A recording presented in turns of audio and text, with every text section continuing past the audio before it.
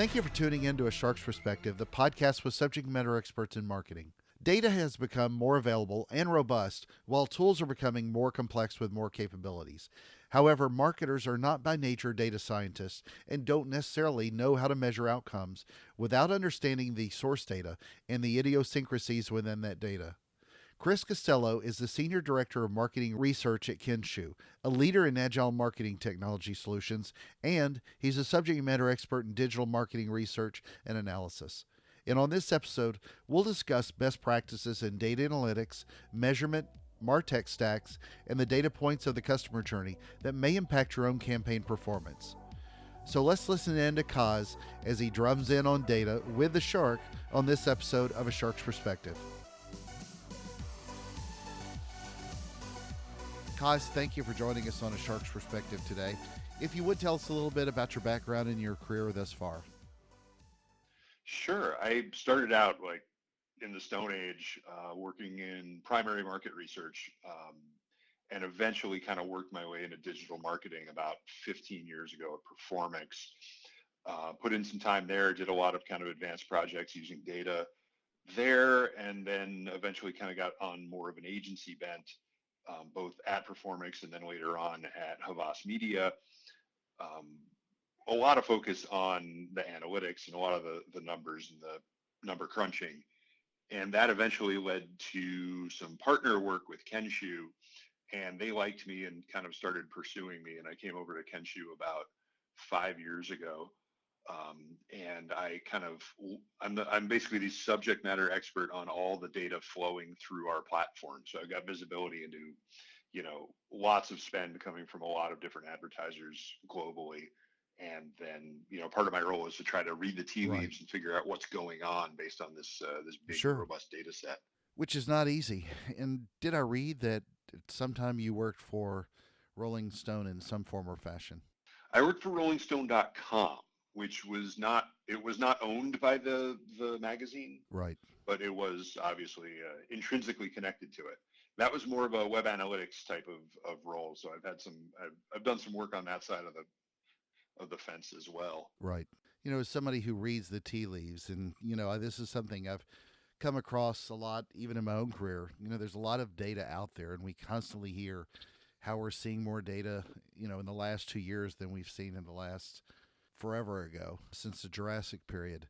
If you would kind of give me what you've learned over the years as a marketer to a researcher. You're at a well-known brand that's known for doing a lot of cat herding of data. What are you as a marketer looking at differently to do with that data that most marketers are not? Well, I think a lot of it goes back to, best practices around data integrity and data hygiene. And with this explosion of data, you get a lot of people not knowing what to do with it. And so they may make some expedient choices. I worked in agency analytics for a while, and you'd create reports for teams, and they'd say, hey, the numbers are wrong. And they'd blame the report. And it's like, well, okay, if I trace this back to its source, it's not that we're reporting it wrong. It's that the underlying numbers are wrong, and that's due to something, it might have been the way an ad was trafficked or something like that. So, I've always, over all the time I've been in this business, I've taken a lot of care in making sure I understand the source data and making sure I understand the idiosyncrasies of the source data so you can make the right decisions about how you analyze the data and what you can and can't do, and what you have a little more confidence in how you're presenting. So I think that's a big part. I mean, you think of the explosion of big data. Big data really just means more data than you know what to do with it. It's not like there's a certain threshold between regular data and big data. It's just when it becomes overwhelming is when it's big. Talk a little bit about best practices and hygiening of data. When you're giving advice to companies that are looking at campaigns and starting from that threshold, what type of best practices do you put them in so that they can have the cleanest analytics on the back end? Right. I think, a lot of it is evolutionary. A lot of it is you've got to test your signals. You got to make sure things are coming through. And if you see if you see a spike, it's going to be one of two things. It's going to Right. be a finding or it's going to be a mistake. Sure. And you've got to have the wherewithal to look at it to figure that out.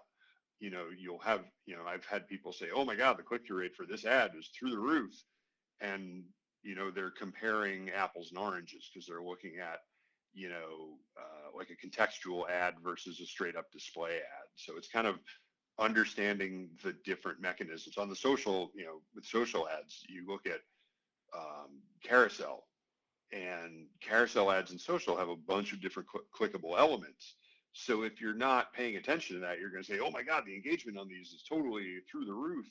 But then if you're comparing social to search, it's like, well, a click kind of means a different Right. thing depending on how you look at it. You got to just make sure that Sure. that you're not force fitting things into data models that are fundamentally different than how they behave. Well, that's a good point, especially about social. Outside of just the way some agencies present it, you have silo groups that look at it from a content standpoint versus an advertising standpoint. And that's such a different mindset. That's sort of that meld I was talking about, seeing where some agencies are with how they are with data. If you had to kind of look at the clients you work with, obviously without naming any of them, where do you see advertisers both fail and succeed today with leveraging data to get those insights? Yeah, I think in a general sense, it kind of comes down to how you close the loop, um, and whether that be how you're tracking conversions, what you're tracking as the right conversion. You're seeing there are plenty of hooks from advertising platforms to get Right. into CRM data, to get into all sorts of outcomes, and modeling against outcomes is obviously better than like click-through rate. Click-through rate, it's one of those things we measure it because we can, we always have, but it's almost never going to be the best way to look at any digital advertising program. So you need to kind of understanding your KPIs, and it's kind of the same. I mean, it really hasn't changed much in 10 or 15 years as the thing that you care about. But we've gotten better at doing it. We've gotten better at building out the hooks and just having the, I guess, the fortitude to look at it and really figure out, well, what is it that I'm measuring? What is it that I want here? Do I want to click? Am I optimizing towards some micro conversion, towards lifetime value? It's like, what am I really after? And the tool sets have gotten more and more sophisticated to connect those dots for advertisers. And I think it's both what some advertisers do well and some advertisers still don't. I think a good example of, I think, an industry that does it well, if you look at like mobile apps and mobile games in particular, Such a good point. where their whole thing is, hey, we Right. want you to keep playing our game. We want you to, if you're a freemium model, we want people to buy things within the game. So lifetime value is really important. I think they've, on balance, done a good job of understanding that and looking at that as their KPI and how they measure back to their digital advertising programs. Let's take that same approach and talk about agencies. You've seen both better and worse agencies perform and not perform with that data, but where do you see agencies both fail and succeed with leveraging data for their clients?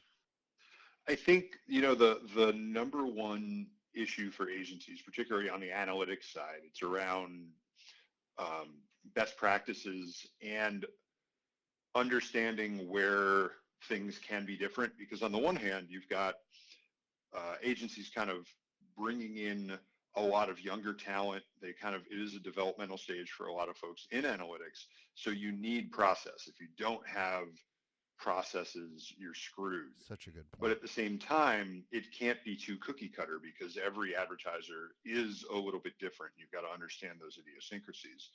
Um, there's a lot to be said for, one of the things that we struggled with when I was on the agency side are just things like naming conventions, and having that conversation between the analytics teams and the media planning teams so they're on the same page. It's like a lot of account teams, I think, view analytics as a button you push to get a report. And I don't know a single analytics person who doesn't cringe at that formulation. It's like, no, they're supposed to be partners. You need to tell us what you need, not I need the report. It's like, well, what are you trying to solve for? And I think that helps everybody grow, and it helps everyone understand how those processes need to be built to facilitate that, and to facilitate that in a replicable way as new talent comes on board. Right.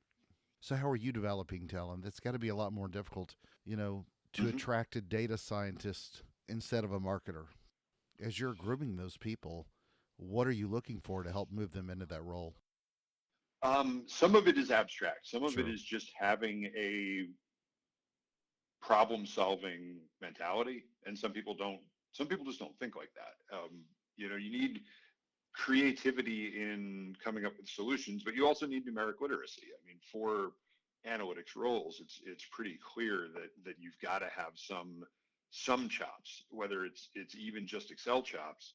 I've walked in and looked at existing reports that took people like 2 days to go in QA and move all the stuff because they had lots of elements where they had manual entry or they had manual copying and pasting of things from one thing to the other. And it's like, no, you need to, it might not be all automatic, but you've got to learn, and you learn by doing, you learn by copying other work that has been done, and deconstructing that and understanding why did I put this formula here? What did this do? What does this accomplish for me? And you kind of need to decode some of the good existing work.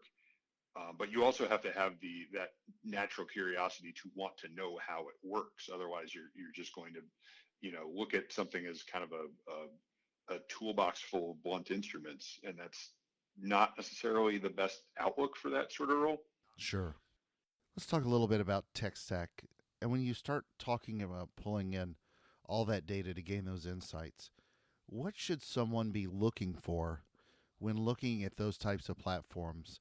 Everybody wants an enterprise version of something that will give you a single truth. But you as a researcher and a marketer, you know, what do you sort of recommend in order to give people guidance on what type of platforms they need to look at for their business for that data? Yeah, I mean it's tough. It's a lot of it has to do with scale, True. and you see a lot of people who, and this is again particularly in agency world, who use Excel poorly, because there's a certain point where that's not the tool for the job, and there's this whole gray area in between. People tend to jump from, well, it's too sophisticated for Excel. I need Hadoop and Tableau. It's like, well, no, there's stuff in between there. Um, and it's, yeah, I don't know how easy it is to parse out what the right solution is, because it is very specific to the kinds of tasks you have to do and the kinds of data you have. In I think some of it is you just need to be cognizant that it matters. I think that's kind of the entry point here, is that how you treat your data and how your data informs all the other things you do. You kind of have to think about it. It's not just a byproduct of how you do things. We do part of the reason. Go back to talking about click-through rate again. It's like we measured click-through rate because it was the thing we could measure when we started. It was almost that it was an artifact of the way the system was built, so it became the de facto standard. Whereas now we've got so much at our disposal, we can think a little more strategically about, well, what what is it that I need to look at? How granular do I need my data to actually make the decisions that I want to make off of it? And what are those decisions? I think it all goes back to, I'm big on kind of deconstructing the problem in ways that you can say, well, maybe we don't need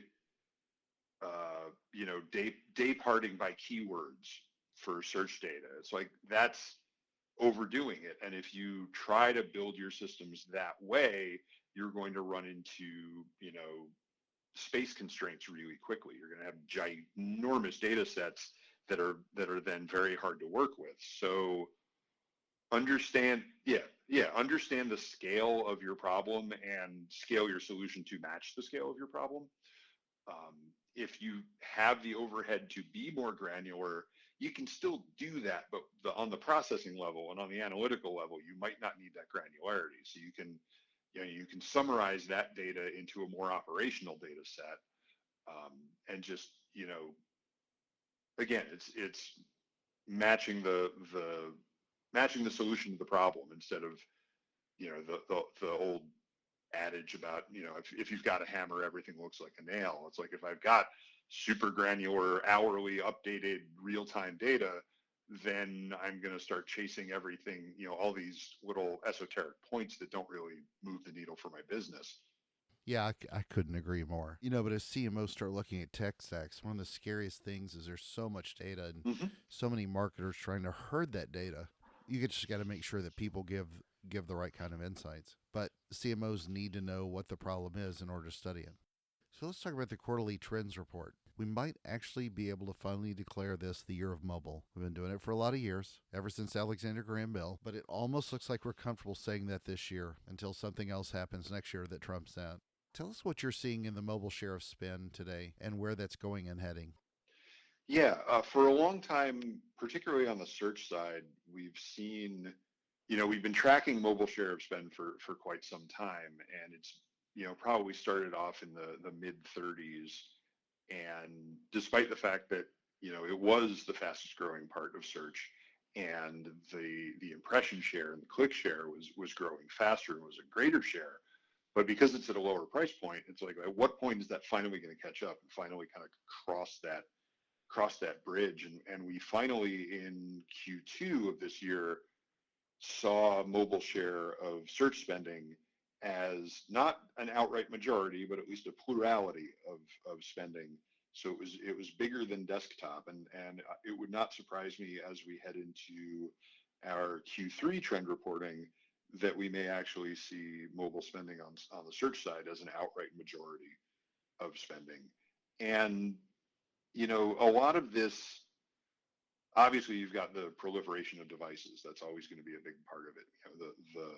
The number of mobile devices is growing. The penetration of mobile devices is growing, but also the way that we use them to look for things.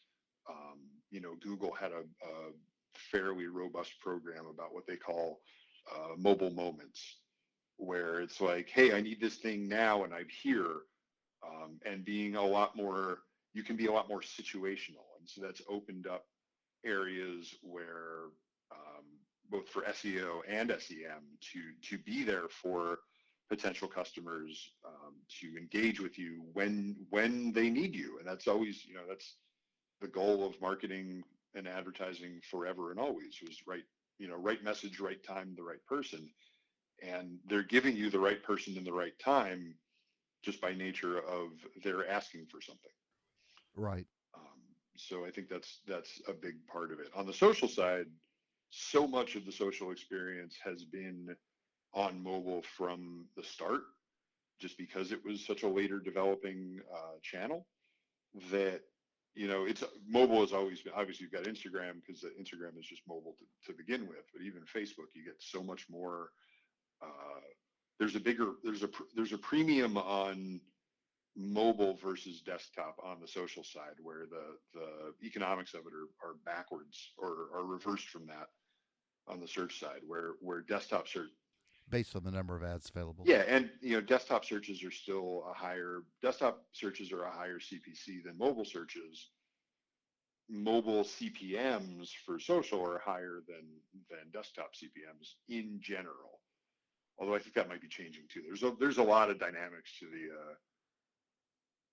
the CPM, the pricing models on social. That's a whole different kettle of fish. Let's talk a little bit then at a higher level about paid search in general. I mean, at least we're seeing a growth in impression share. What is your kind of guidance as to where we are with paid search in general?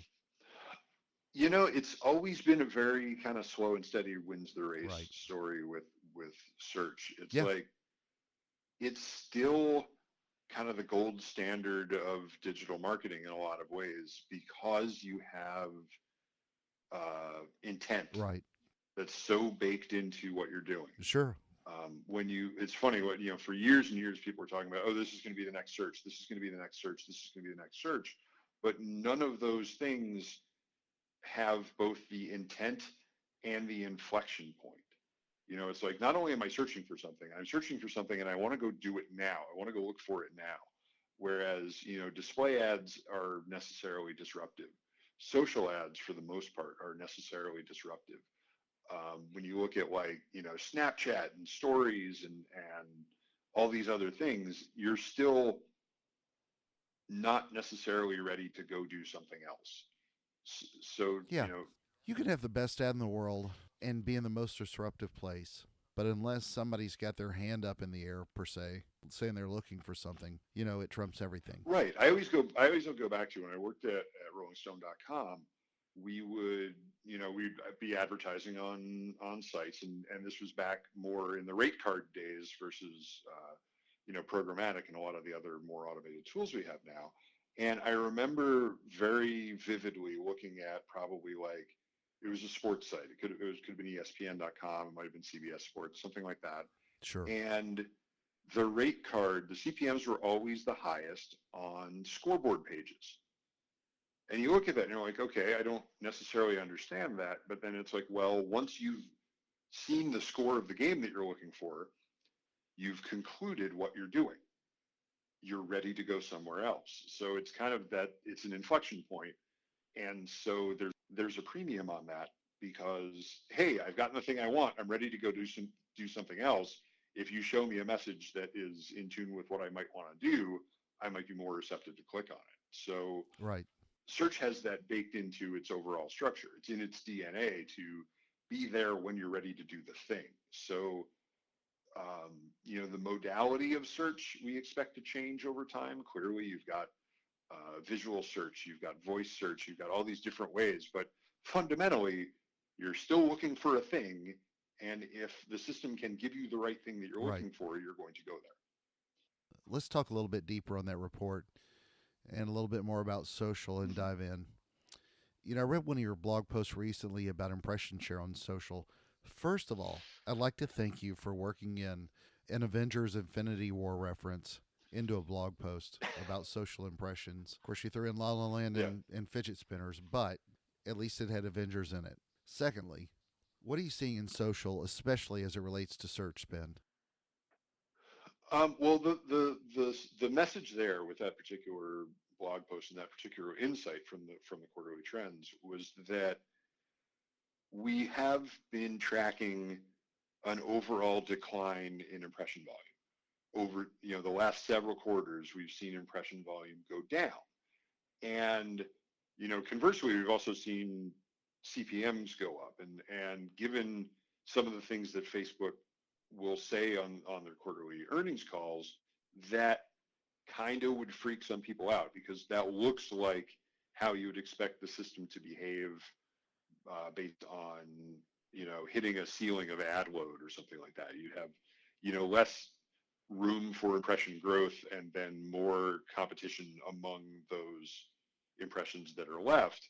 But what we saw that was really interesting about the impression volume on the social side was that pretty much all of that decline came from one little right-hand corner of the desktop page. And, the Avengers joke is that there was a point where Facebook said, "Oh yeah, we don't need that anymore." It kind of snapped their fingers, and half of that inventory went away.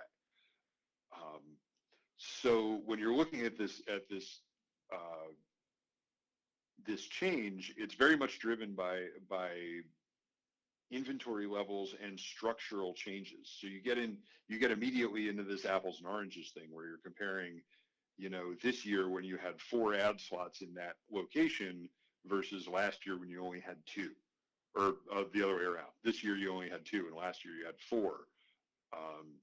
And there are reasons for that are separate from, what advertisers are doing. It's just that you don't have this thing anymore. It was like, as a share of total spending, it was really, really small because they were very low CPM ads.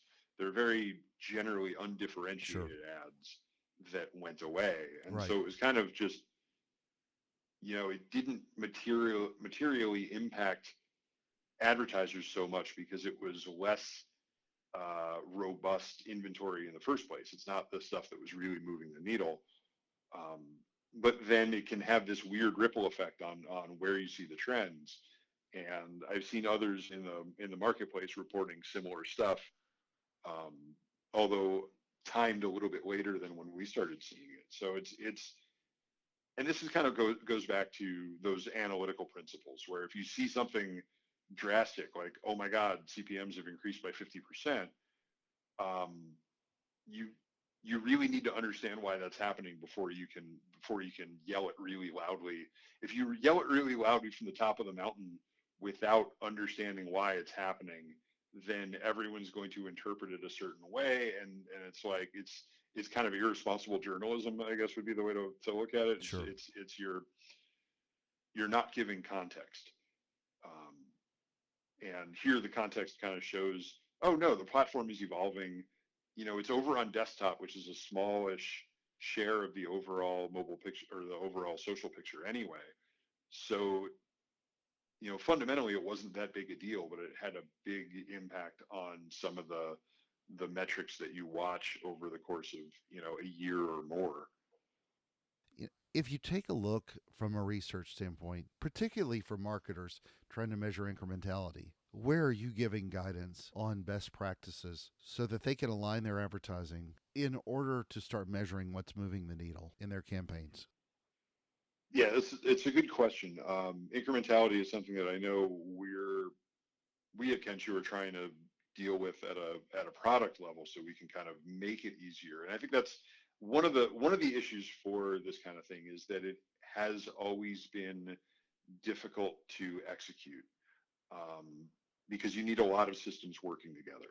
This goes back to how the attribution market and how attribution vendors have kind of rolled out over time, and it was always very uh, there's a bit of a disconnect about how attribution works because you get all this really granular data to understand what things are having an impact at what points in the customer journey. How are your upper, middle, lower funnel channels and publishers and all these things. But once you get the output from that, it gets a little messier in terms of how you then uh, look at it and say, okay, if I do make changes, you need to look at it more. You need to look at it very granularly to derive what's going on, but you then need to look at your systems very Sure. holistically to understand if it's having an impact. Right. So I know some attribution vendors have tried to square that circle with varying degrees of success. You see, for example, some of the stuff Google Analytics 360 is trying to do to get more of those pieces in place so you can see how all the stuff relates to each other. Some of it is maybe just a little more simple. It kind of goes back to traditional lift studies. It's like, okay, if I invest more here, and in point A, do I see more outputs at point B? Do I see a higher conversion rate? Do I see a higher level of certain KPIs? So it's being able to zoom in and out simultaneously, which is kind of an issue with looking at this kind of incrementality, because it is you want to say, okay, if I spend more here, do I see a lift? Um, but you see a lift in a different part of the machine, and then you've got internal silos to deal with. You've got internal tech stacks that might not talk to each other the same way to deal with. It's a sticky problem. It's I think everyone recognizes it's a sticky problem. Um, but and the counterintuitive solution is to not think so hard about it, which then makes everybody's heads explode because they were just thinking really, really hard about it. Yeah, try Yeah, well, turning off your TV ads and see how that works. it's not so much that. Yeah, I joke about this as an analytics guy. It's like, yeah, I'm an analytics guy, but it's very hard to quantify my value to the company. Um, Right, exactly. Well, that's good. Cause as you think about your own career now, both as a marketer and as a statistician, a researcher, and an analyst, what's the most important thing As you look back over your career, especially on leveraging data, what's the most important thing that you've learned that you could provide to future marketers? What's been the thing that's helped you succeed the most in your career? I think it's just don't be afraid to get your hands dirty with data. Uh, and because you've got to root out, there's so many weird little problems that you can find if you're trying to compare two data sources that aren't matching.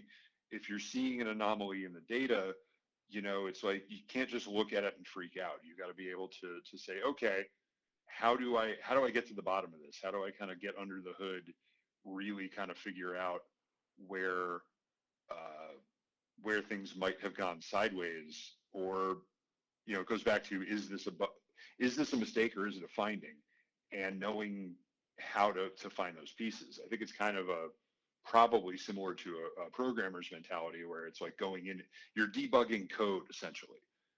Um, so just not being afraid of, well, I've got to deconstruct this data into a more granular state so it matches that other data, and I can compare it at the same level. It's not really that hard to do once you get the hang of it.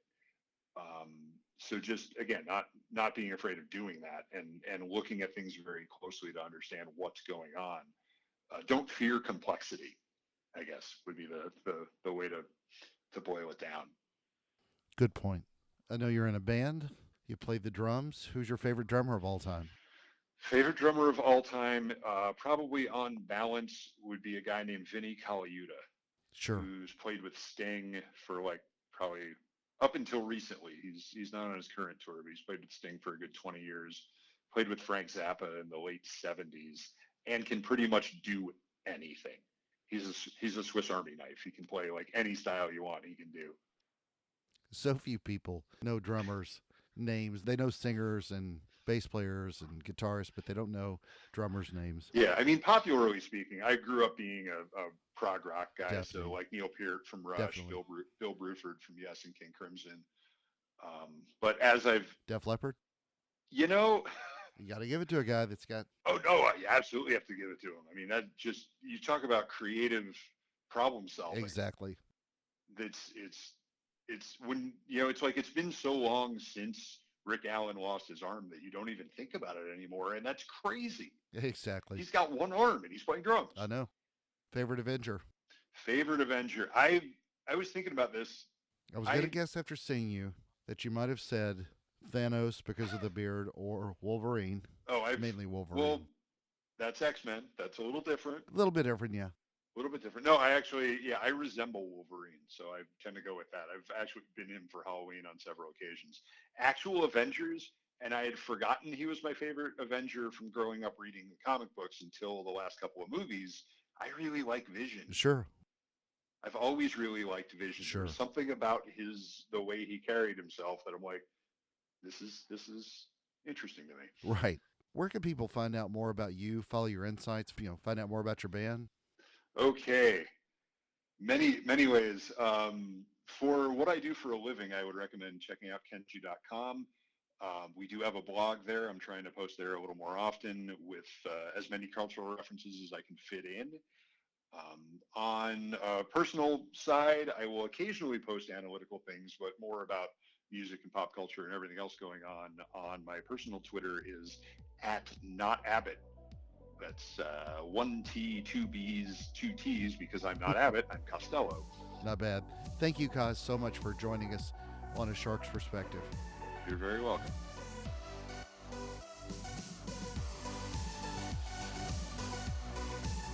So there was my conversation with Chris Costello, the Senior Director of Marketing at Kenshoo, and a subject matter expert in digital marketing research and analysis. Let's take a look at 3 key takeaways from my conversation with him. First, with the explosion of data that we're experiencing today, we're getting a lot of people who are looking at the data, not knowing what to do with it, and then making some expedient choices. Marketers should, like analytics people, take the time to understand the source data in order to make the right decisions on how to analyze that data. Second, a best practice is that you've got to test your signals. If you see a spike, then it's going to be one of 2 things, a finding or a mistake. Think about it this way. A click-through rate isn't always apples to apples. Some of that context depends on the variables and also the channels. But it's in that context if you're not looking at the same elements. Know what you're trying to measure. Third, you need to be cognizant of the type of data that you have and the test you create. How you treat your data and how your data informs the other things that you do makes a difference. For example, we measure CTR because we can, and so it became the de facto standard. But now we have so many more data points. You can do more and think more strategically. But how granular do you actually need to go in order to make the best decision? Make certain to understand the scale of your problem and scale your solution to match the solution to that problem. Got a question? Please feel free to find me on LinkedIn or send me an email to kenneth@asharksperspective.com. Thank you so much for taking the time to listen to this show regarding another one of the many components that makes up marketing today. So go be a better marketer and use some data to measure your own success. And join us on the next episode of A Shark's Perspective.